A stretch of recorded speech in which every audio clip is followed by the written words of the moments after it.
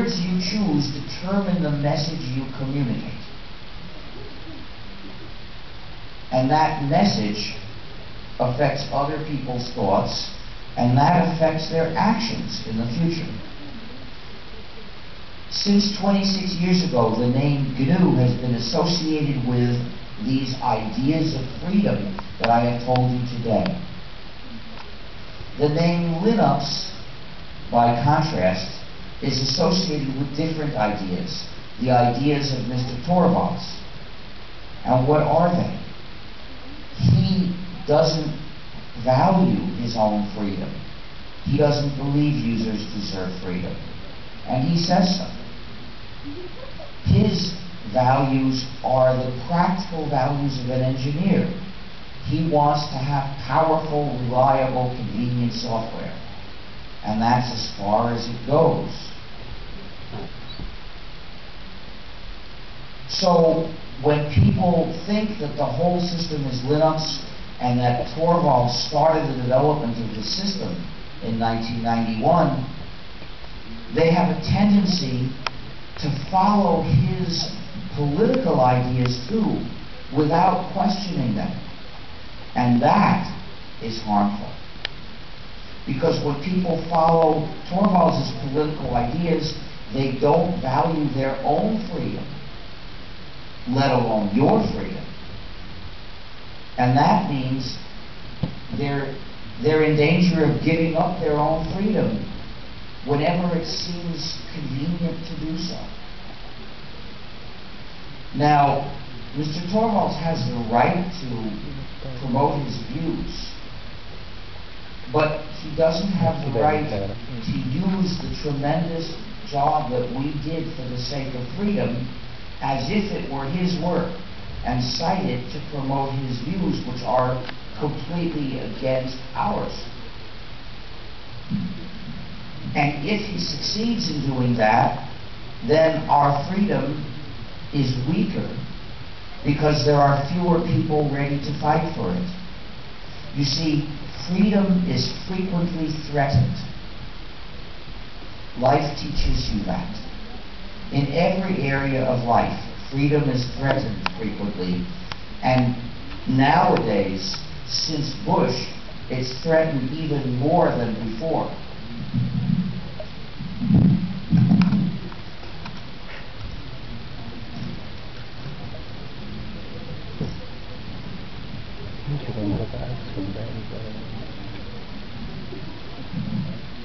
But in order for people to defend in order for people to keep their freedom, they have to defend it. And in order to defend their freedom, they have to value it. And in order to value it, they have to understand the concept. In most areas of life, the debate about human rights has gone on for centuries. That's plenty of time to reach conclusions about human rights and spread those conclusions around the world. This does not mean that we always succeed in defending those rights. Last year there was a coup in Honduras, and the U.S. endorsed the coup, and so far it has been successful.